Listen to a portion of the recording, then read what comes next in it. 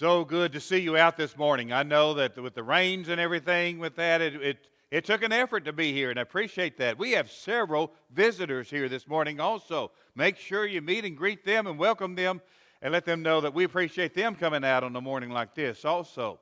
We're beginning the book of Matthew. We finished the book of Romans last week, and we continue on with the book of Matthew and setting forth talking about Jesus. We went through the book of John some years ago, and I had good comments on that and talking about Jesus. In fact, whenever I went to some other books, they said, we like to hear about Jesus. And so that's why we went back to the book of Matthew this time. I want to tell you the next couple of weeks are going to be pretty busy for Julie and I. We've got next week, beginning Sunday, I'll be in a meeting over at New Boston and going through the book of Nehemiah. As we went through the book of Nehemiah here, we're just going to have a brief part of it. They won't get all of it, but they'll get a good chunk of it as we talk about the work of the church and being ready to do a good work. So pray for us next week as we go to New Boston. And then after New Boston, October 10th, Julie is going to speak at a Ladies' Day in Hope. That's on a Tuesday night, October 10th. We're going to take the van, meet up here about 5 o'clock, and then we'll drive the van over to Hope and meet there. And then that Wednesday, the 11th, I'll be speaking over in Atlanta Street. They're having a fall series, and so I'll be that Wednesday. And then after that Wednesday, I'll start teaching the Wednesday night class here, the 18th. Right on that, Joel? Okay, right on that. Joel's doing the Wednesday night, but Wednesday night, the 11th, will be his last, and then I'll start the 18th. We'll be in the book of Judges on Wednesday night. We did Joshua, now we'll pick up with the book of Judges. And then the following Sunday, Julie and I are going to go on vacation to go see our grandkids. Go see our daughter up in Springfield, Missouri, and see that sweet thing. But we understand that October is going to be pretty busy with that. But we're going to the book of Matthew. I would say open to the book of Matthew. We're not going to really get into the scriptures of the book of Matthew until a week from now as we talk about the book of Matthew. But there are several things as we can set. You know, in the beginning of the Bible, New Testament, you have Matthew, Mark, Luke, and John. And for someone who is new to the New Testament, and you just say, I want to read the New Testament. And so you open up the New Testament. I want to start at the beginning. I'll start with the book of Matthew. I think there's a good reason that Matthew is the first book. It wasn't the first one written, but it's a good reason for that.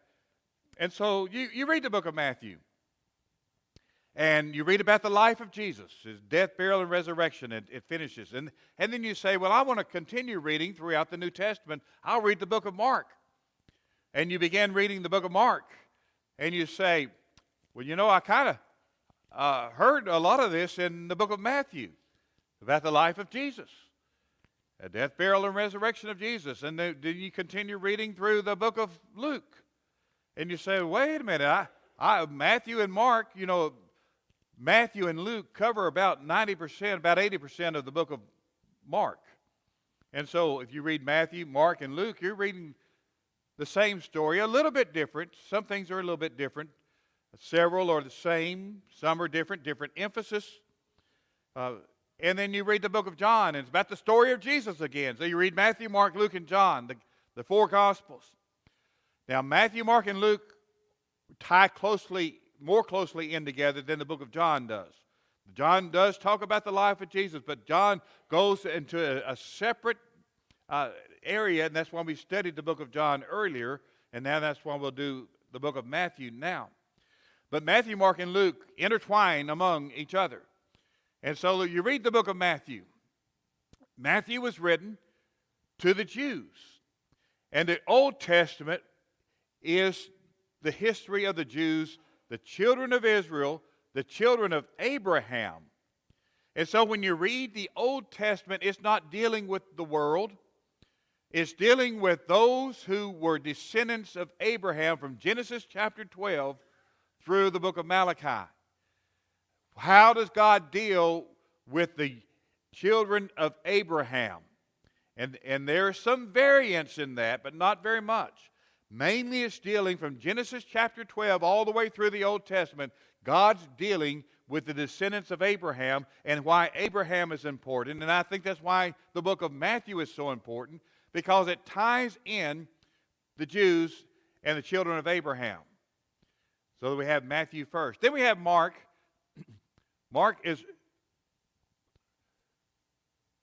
written to the Romans of how they were to deal with things. And then Luke written to the Greeks, and John written to all people. And so they have a different outlook in how people would look at Jesus. We're going to center around Jesus and what it means as we talk about Matthew, Mark, and Luke intertwining themselves together, and some things written in there. But Matthew, Mark, and Luke are kind of separate a little bit from the book of John, even though John deals with the life of Jesus also. And so these are just some history, just some background as we talk about the book of Matthew.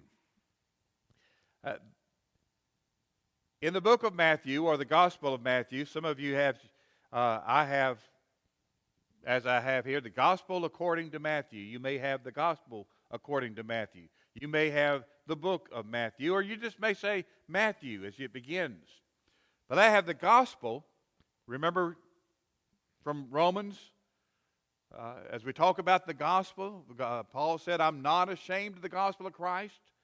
It's the power of God unto salvation, Romans 1 verse 16. To the Jews first and also to the Greek. And so we're talking about the gospel, the death, burial, resurrection of Jesus. In the book of Matthew, 4 main points. Jesus as, number one, Messiah. Now that doesn't mean a lot to us because we are not descendants of Abraham. We're Gentiles. I'm a Gentile. I'm not a descendant of Abraham. But Messiah really meant something to those descendants of Abraham. That was a key word. That was a key word so much that they knew that the Messiah means the anointed of God. The one who's going to be King of Kings.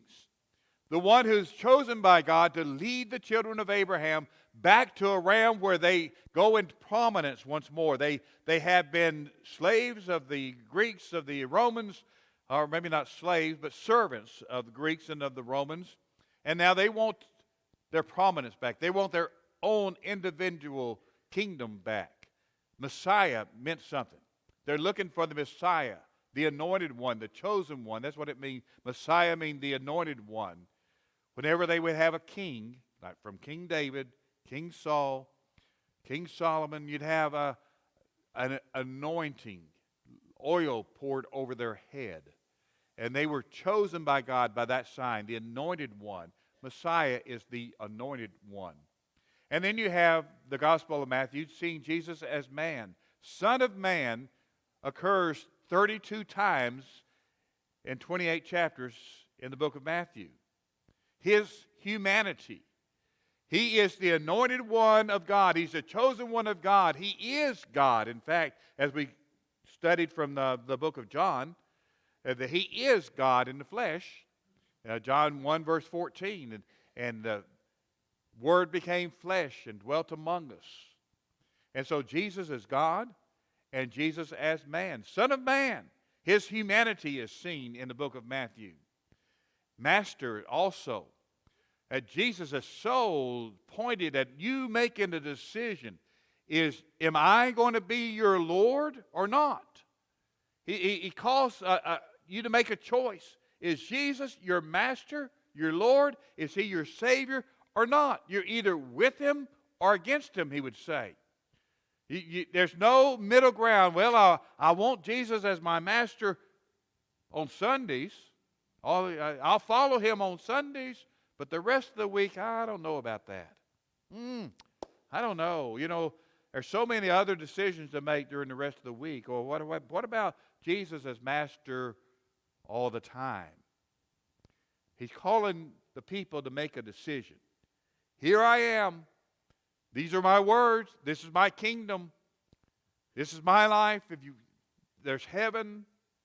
Do you want me to be your master or not? Your choice. You can choose to follow or not, and his mission to save souls. His mission is us.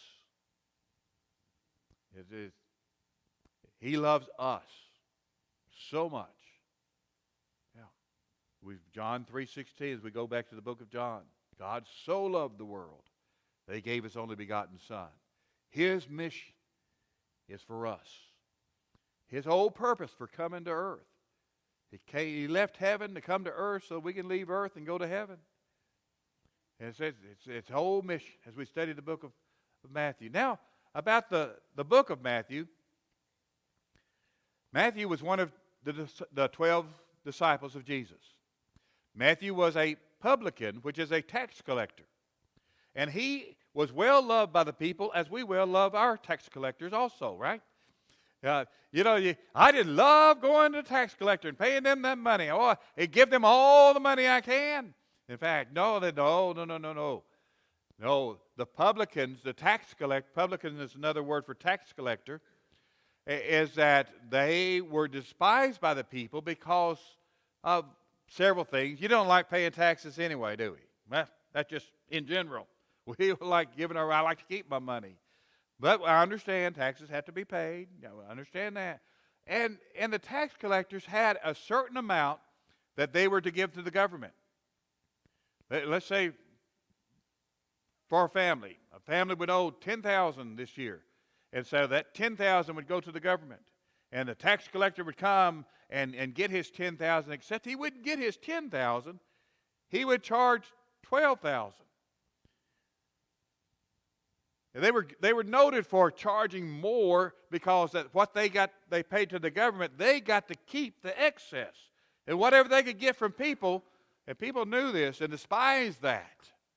Any overflow they got was theirs. And most tax collectors were wealthy. And they know where they got their wealth from me. So they were despised by the people, looked down upon. They were Jews.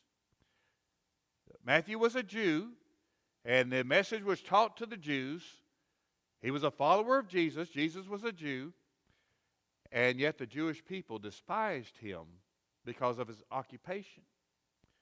But he was sitting there taking taxes, and Jesus said to Matthew, "Come and follow me." And he arose and followed him. Can you imagine just leaving your business, just getting up and say, "Well, what happened to the money?" I don't know what happened to the money.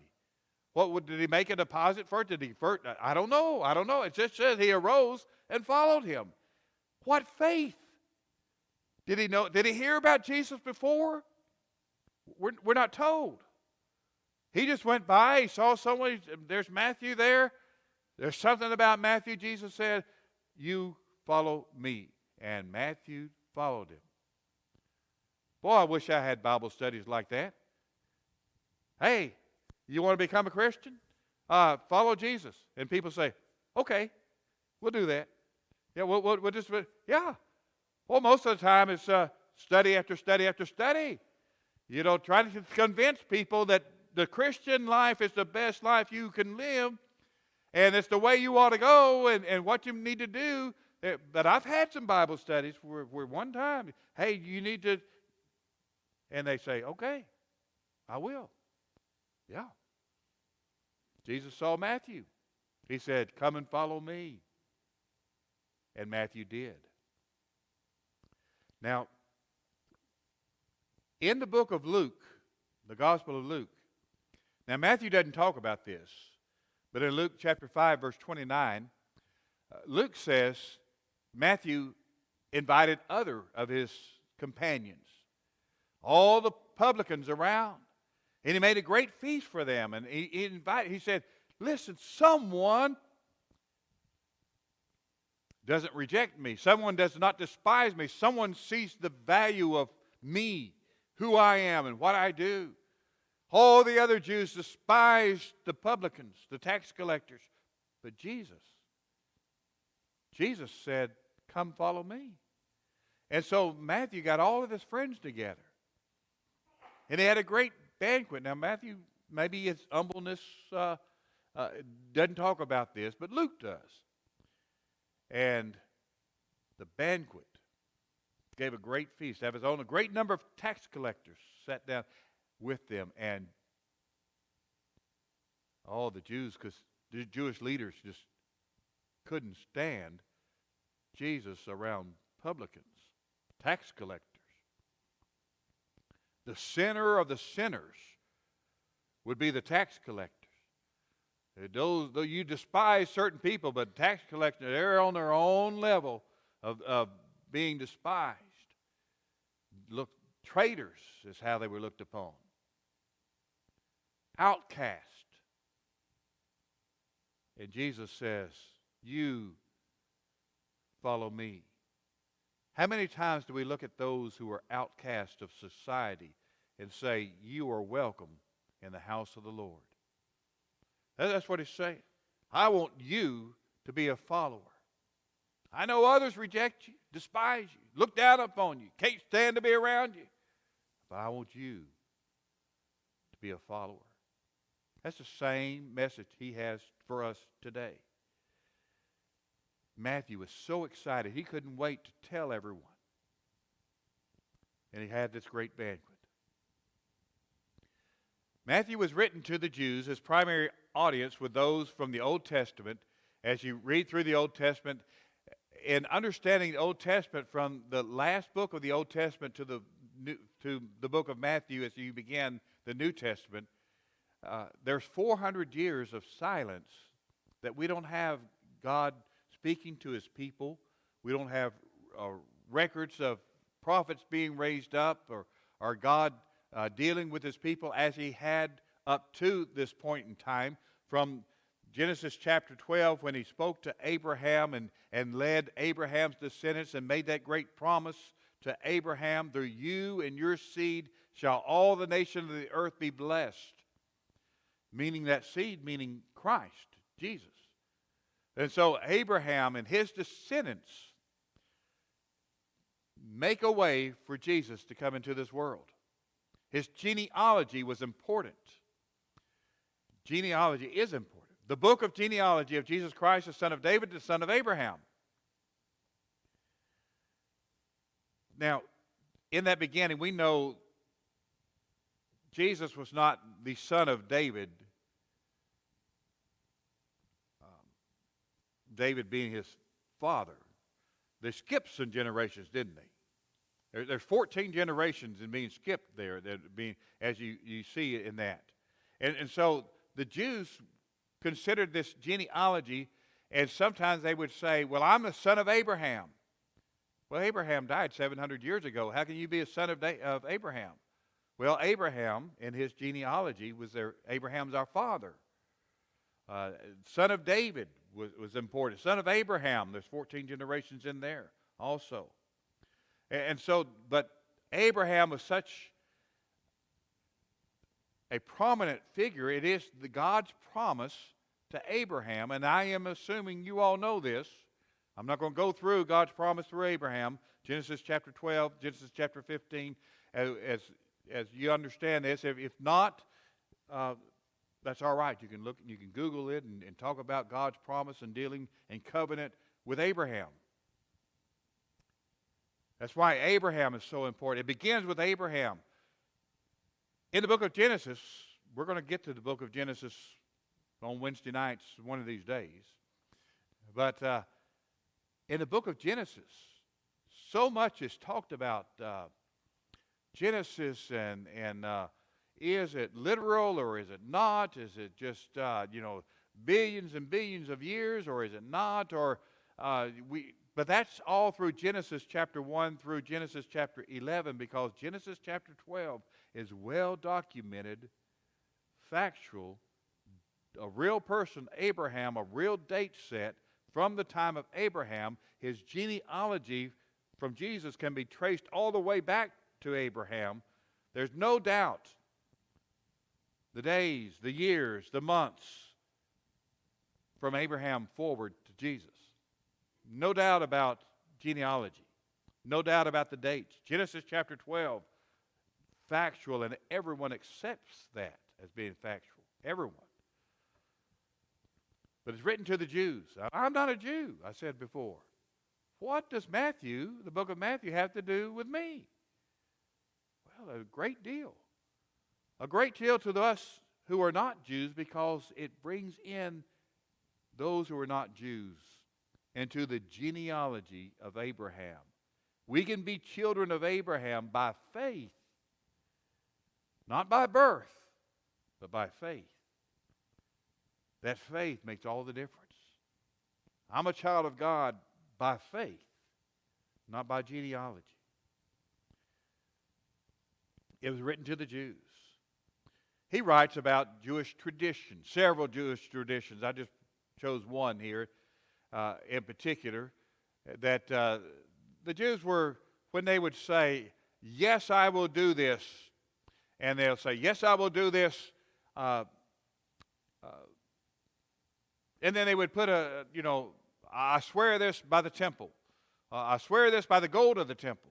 I swear this by the Lord in heaven that I will do this. And that Matthew just goes on to say, listen, when you say, yes, I will do this, let your yes be yes and your no be no. You don't have to emphasize all this extra. Just let your yea be yea, your no be. Whenever you say, I'll be there, people know that's good enough. His words is bond. They were trying to emphasize their truthfulness, I guess, in what they were saying. And anyway, with Jewish traditions, they had a lot of Jewish tradition that the Jewish leaders would get mad at Jesus because he would break the tradition. He would not break the law. He'd break the traditions. And they had made tradition law, such as washing your hands. How come your disciples don't wash their hands? Well, that's tradition, not law. Anyway, we'll get into that later on. Oh, Jesus rebuked the Pharisees, the Jewish leaders. He had scathing rebukes, woe unto you, several times throughout the book of Matthew, that he would just, woe to you, scribes and Pharisees, hypocrites, he would say. Boy, you talking about the Jewish leaders, the one that the people would look to for spiritual, religious guidance. He just said, oh, woe unto you.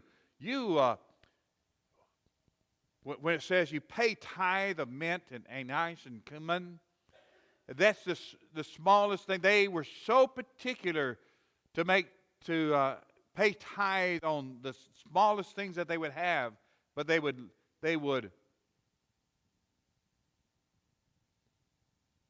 not take care of widows and orphans, for instance, in that. You ought to have done, you neglect the weightier matters of the law, of justice and mercy and faith. It said you live the law, but you don't live the life of one that God would have you live. You do all the right things, but your heart's not right with God. And we'll get into what that means and such.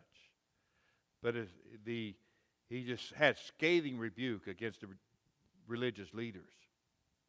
In fact, he told, it's in Matthew that he told about the bribe whenever the stone was rolled away. Remember when Jesus resurrected from the dead, and the Jewish leaders paid the soldiers there. Remember, the Jewish leaders came to Pilate and they said, Jesus said, in 3 days he's going to rise from the grave. Remember that for the book of John. In 3 days, Jesus said, I'm going to rise from the grave. Pilate, you make sure this doesn't happen. You set guards there. You set your seal upon the stone. You make sure this does not happen. And the stone was rolled away, and today the tomb is empty. Jesus rose from the grave. Man could not stop him.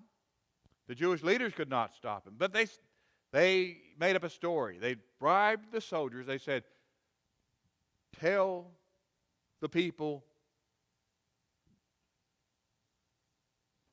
they came and stole the body. Don't tell the people a miracle happened. Don't tell the people that he rose from the grave. And then the reason I think Matthew is listed first, Matthew, Mark, Luke, and John, because it ties together so well from the Old Testament to the New Testament.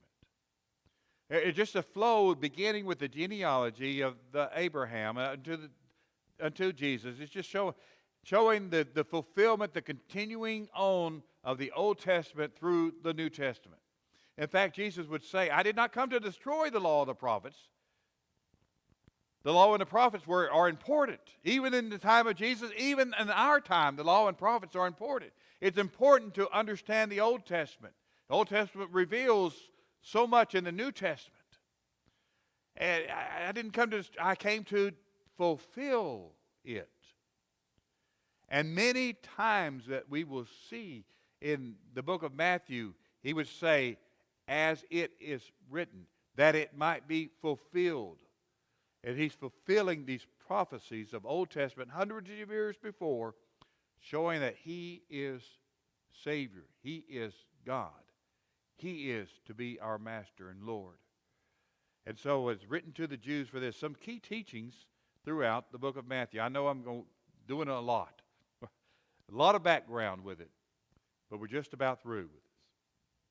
The kingdom of heaven. It's a little different than what the Jews understood up through the time of Abraham and up to the descendants of Abraham. Didn't understand the kingdom of heaven as Jesus is going to present it. Even people today don't understand the kingdom of heaven as Jesus presents it in the book of Matthew. He does a lot of teaching about the kingdom of heaven. When you talk about the kingdom of heaven, what are you talking about? You're talking about something here on earth? You're talking about something as we go to heaven? You know, as when we die and live eternally there. And what about the kingdom of heaven? Prophecy and fulfillment also. It's so essential. I think if you're going to talk with someone and they have a question, what makes you know that Jesus is the Christ, the Son of God? I think prophecy and fulfillment would be my first evidence. How can someone 700 years ago write about something that's fulfilled and Jesus fulfilled it? Not just one event. Time after time after time. There are over 300 prophecies about Jesus from the Old Testament and fulfilling those to the New Testament. How can someone? It's impossible except He's God. Then he talked about judgment. Ooh, there is a judgment day. It is. Matthew talks a lot about judgment.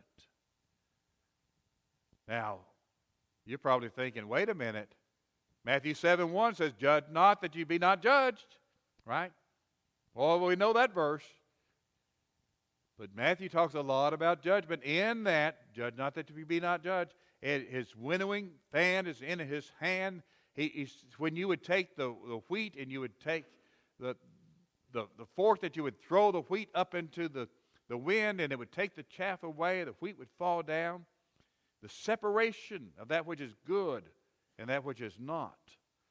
Judgment that he talks about in Matthew, throughout the book of Matthew. Now, the Gospel of Matthew, broken up in these divisions, and we'll leave here. Next week, I'll be in New Boston. Daniel will preach next week, and then the next week, we'll get into Matthew chapter 1. But read Matthew chapter 1. Read Matthew chapter 1, 2, and 3 at least. We're going to cover just Matthew chapter 1 about genealogy, why genealogy is important, why Jesus being born of a virgin is important, Matthew chapter 1. But we have the birth of a king.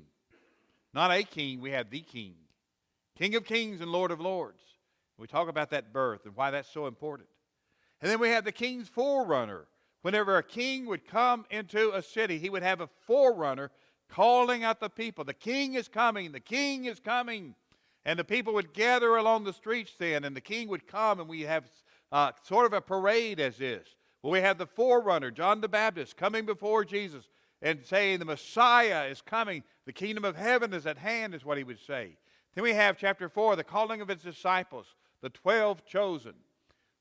He had a lot of followers, but the chosen 12, the 12 disciples that he would have, the calling of them, and Matthew being one of those being called. And then we have the Sermon on the Mount, a great discourse, Matthew chapters 5, 6, and 7. Beautiful discourse of how we treat one another and how it is that our behavior before God with the Sermon on the Mount, the first lessons that Jesus kind of teaches to the people. And then we have the King's service. We have a lot of miracles in Matthew chapter 8 through 11.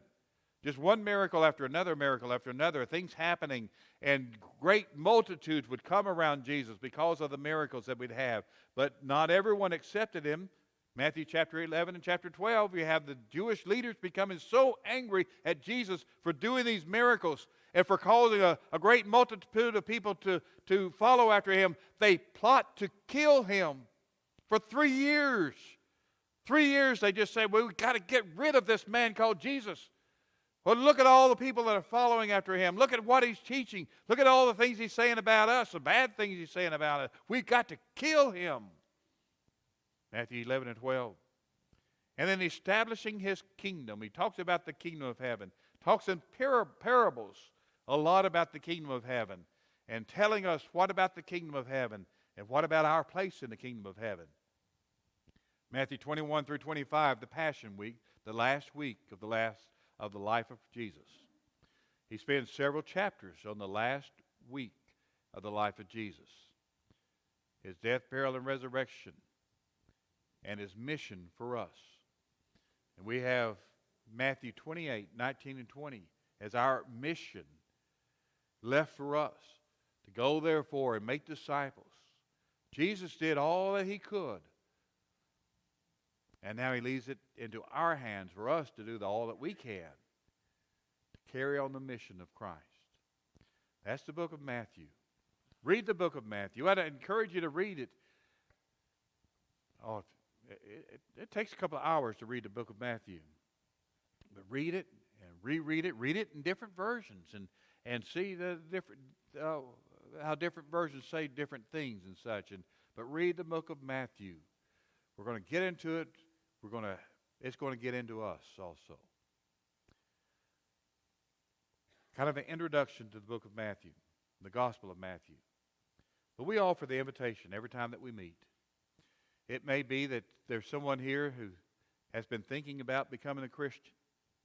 I didn't give a very motivating and stirring sermon to cause you to respond to be a Christian, but if you've been thinking about, praying about it, studying about it, don't hesitate.